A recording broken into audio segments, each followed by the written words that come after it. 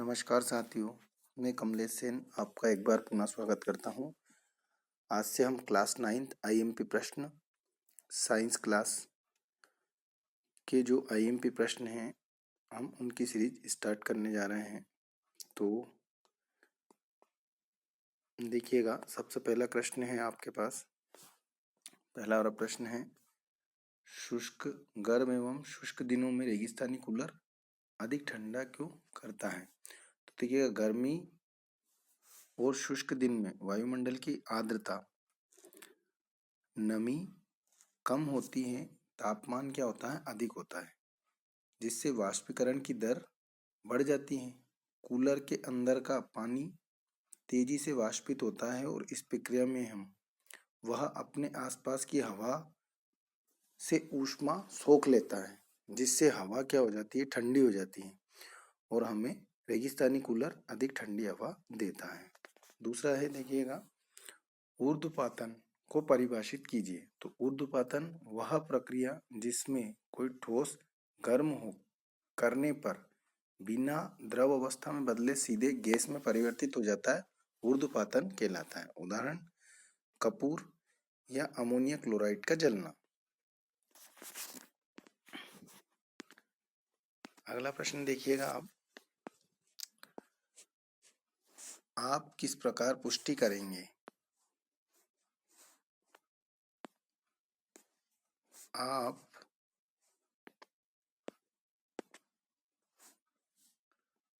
किस प्रकार पुष्टि करेंगे कि दिया हुआ जल रंगहीन द्रव शुद्ध जल है? तो शुद्ध जल की पहचान उसके क्वथनांक, बॉइलिंग पॉइंट से की जाती है। वायुमंडलीय दाब पर शुद्ध जल ठीक 100 डिग्री सेल्सियस कोष्टक में 373 केल्विन पर उबलता है। यदि दिया गया द्रव इस 100 डिग्री सेल्सियस 373 केल्विन पर उबलता है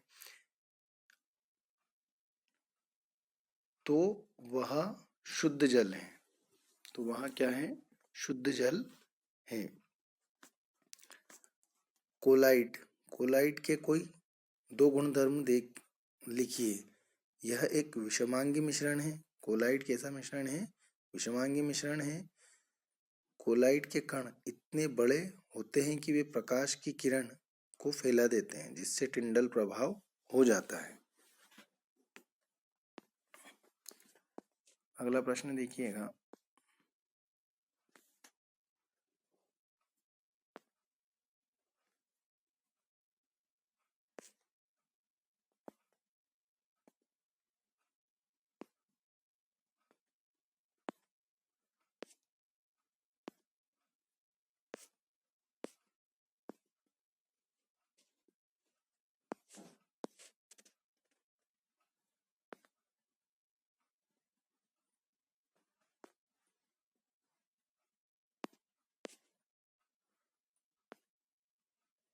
अगला प्रश्न है,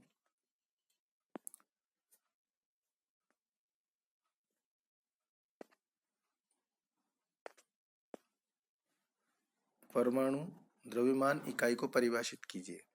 तो कार्बन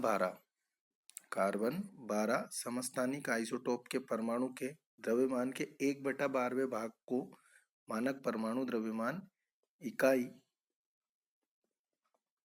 पर विस्तृत इकाई कहते हैं। ठीक है। कार्बन 12 आइसोटोप के परमाणु के द्रव्यमान के 1/12वें भाग को मानक परमाणु द्रव्यमान इकाई कहते हैं। क्वेश्चन है अगला, द्रव्यमान संरक्षण का नियम क्या है? तो इस नियम के अनुसार किसी भी रासायनिक अभिक्रिया में द्रव्यमान को ना तो सृजन मतलब निर्माण किया जा सकता है और ना ही विनाश, अर्थात अभिक्रिया से पहले और बाद का कुल द्रव्यमान समान रहता है। अर्थात हम कह सकते हैं कि ना ही इसका सृजन किया जा सकता है और ना ही विनाश किया जा सकता है। यह कुल द्रव्यमान समान बना रहता है। अगला प्रश्न है आपका, कैनोल रे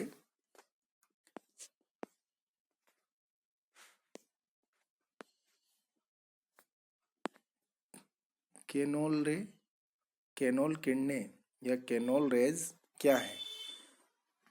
तो केनोल किरणें विसर्जन नलिका में उत्पादित धनावेशित विकिरण है। इनकी खोज गोल्डस्टीन ने 1886 में की थी, जिससे अंततः प्रोटॉन की खोज हुई।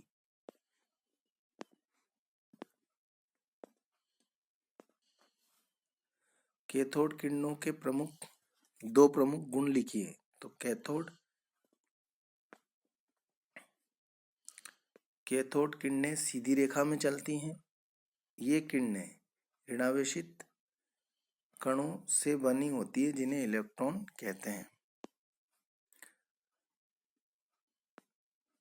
माइटोकॉन्ड्रिया को कोशिका का बिजली घर क्यों कहते हैं? माइटोकॉन्ड्रिया जीवन के लिए आवश्यक विभिन्न रासायनिक क्रियाओं को करने के लिए एटीपी, एडेनोसाइन ट्राइफॉस्फेट के रूप में ऊर्जा प्रदान करते हैं, इसलिए इसे कोशिका का पावर हाउस भी कहा जाता है।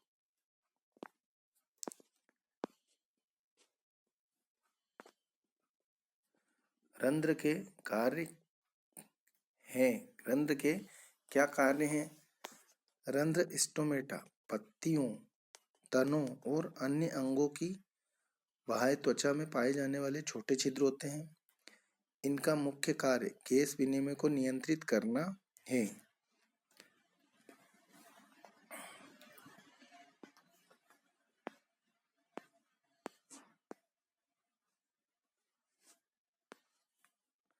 पादपों के सरल ऊतकों के कितने प्रकार हैं, उनके नाम लिखिए। तो सरल ऊतक संरचनात्मक रूप से समान प्रकार की कोशिकाओं से बने होते हैं, जो एक प्रकार का कार्य करती है। ये 3 प्रकार की होती है: मृदु ऊतक, स्थूल कोण ऊतक और दृढ़ ऊतक। ठीक है, पेरेनकाइमा, कोलेनकाइमा और स्क्लेरेनकाइमा।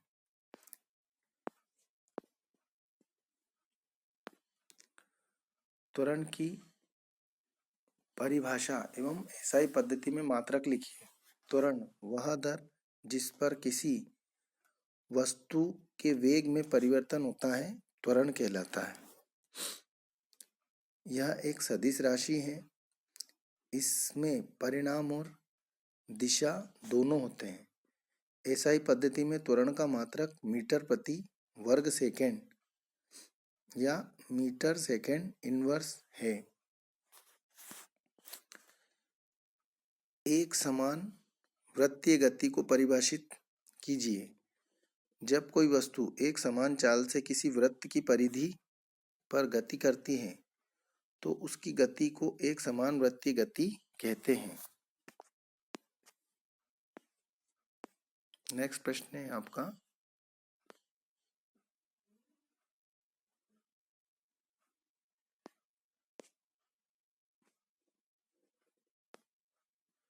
दूरी और विस्थापन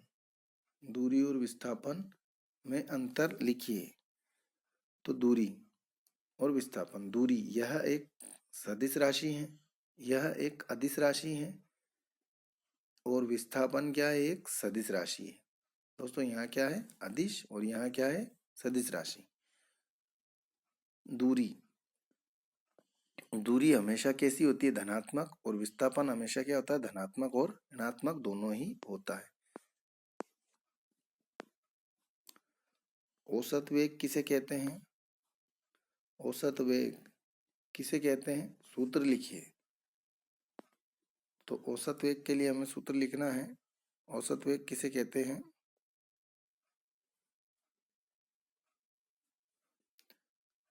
औसत वेग किसे कहते हैं? सूत्र लिखिए।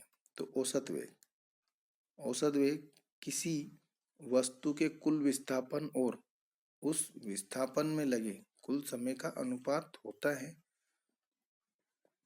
औसत वेग किसी वस्तु के कुल विस्थापन और उस विस्थापन में लगे कुल समय का अनुपात होता है।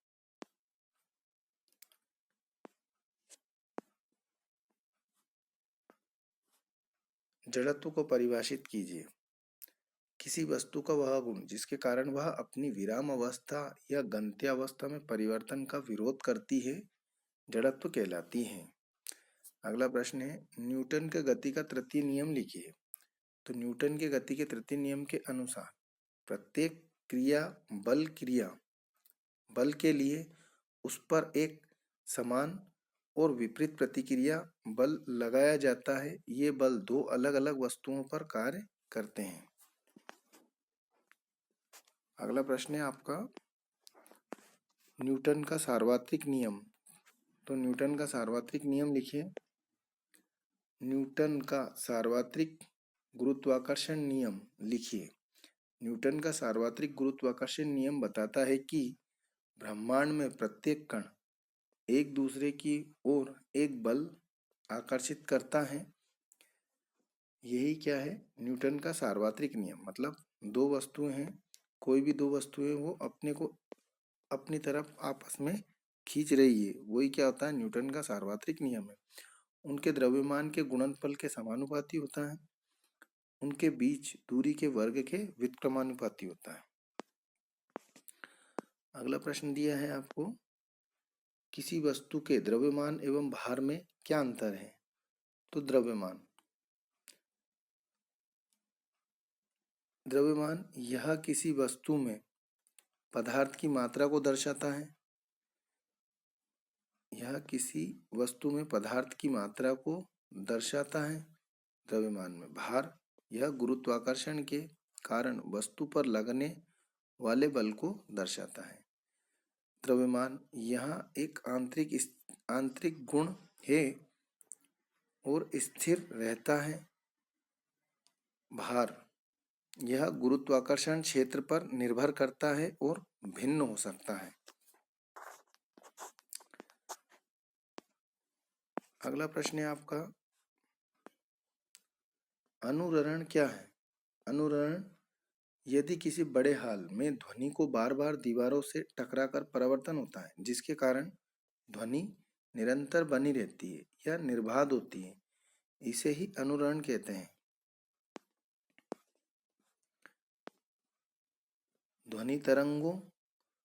ध्वनि को यांत्रिक तरंगे क्यों कहते हैं। ध्वनि को यांत्रिक तरंगे कहा जाता है क्योंकि इन्हें संचरण चलने के लिए एक माध्यम ठोस, द्रव या गैस की आवश्यकता होती है। वे निर्वात में नहीं चल सकती हैं, इसीलिए इन्हें यांत्रिक तरंगे कहते हैं। अगला देखिएगा, अंतराफसलीकरण। अंतराफसलीकरण क्या है। तो अंतराफसलीकरण इंटरक्रॉपिंग एक ही खेत में एक समय में दो या दो से अधिक फसलों को एक निश्चित समय में निश्चित पैटर्न जैसे अलग अलग पंक्तियों में उगाने की प्रक्रिया ही अंतराफसलीकरण कहलाती है।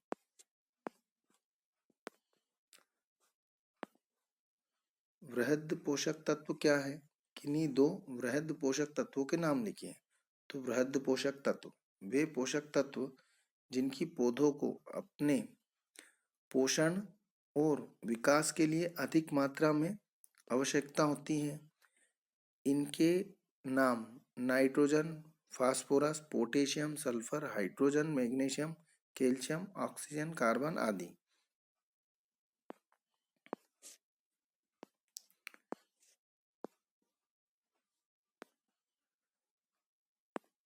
अगला प्रश्न है आपका, मिश्रण और यौगिक में अंतर लिखिए। मिश्रण दो या दो से अधिक पदार्थों के भौतिक मिश्रण से बनता है और दो या दो से अधिक तत्वों के मिश्रण से बनता है। तो यहाँ पे अपन को ध्यान रखना है पदार्थों से, और यहाँ पे काई से बनता है, तत्वों से। पदार्थों का अनुपात निश्चित नहीं होता है, तत्वों का अनुपात भार के अनुसार निश्चित होता है।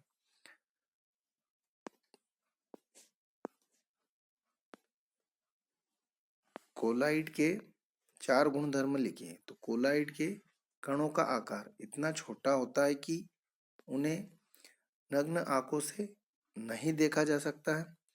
कोलाइड इतने बड़े होते हैं कि उनसे होकर गुजरने वाली प्रकाश की किरणें किरण को बिखेर देते हैं, जैसे टिंडल प्रभाव। इन्हें अप्रभावित छोड़ देने पर ये नीचे नहीं बैठते हैं, जिनका अर्थ है कि कोलाइड काफी स्थिर होते हैं। कोलाइड के प्रकारों में सोल, इमल्शन फोम और एरोजोल शामिल हैं।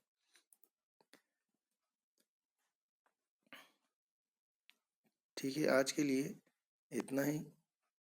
तो इस साइंस की सीरीज को हम जारी रखेंगे।